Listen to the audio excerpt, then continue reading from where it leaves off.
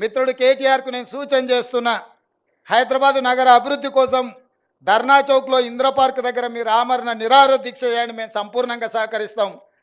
గతంలో కేసీఆర్ గారు చెప్పారు ఒక మాట, కేసీఆర్ చచ్చుడో తెలంగాణ వచ్చుడో అని. ఇప్పుడు కేటీఆర్ గారు కూడా ఆ స్ఫూర్తిని తీసుకొని కేటీఆర్ చచ్చుడో నగరానికి నిధులు వచ్చుడో రెండిట్లలో ఏదో ఒకటి తేలే విధంగా ఏడు సచ్చేదా కూర్చునేది? ఇదేం ఆలోచన? ఇదేం ఆలోచన? ముఖ్యమంత్రి మంత్రులు సచ్చేదా కూర్చోండి అని చెప్పేటువంటి ఇదెక్కడ ఆలోచన? ఈ ఆలోచన కరెక్ట్ కాదు. ఇది దయచేసి హెల్దీ అపోజిషన్ గా ఉండాల్సిందిగా నేను మీకు కోరుతూ, మిత్రుడు కేటీఆర్కు నేను సూచన చేస్తున్నా. హైదరాబాద్ నగర అభివృద్ధి కోసం ధర్నా చౌక్లో ఇంద్ర పార్క్ దగ్గర మీరు ఆమరణ నిరాహార దీక్ష చేయండి, మేము సంపూర్ణంగా సహకరిస్తాం.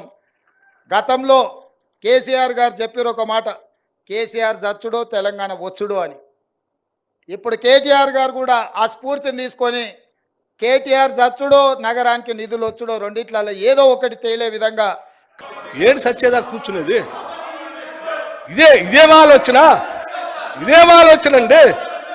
ఆలోచన?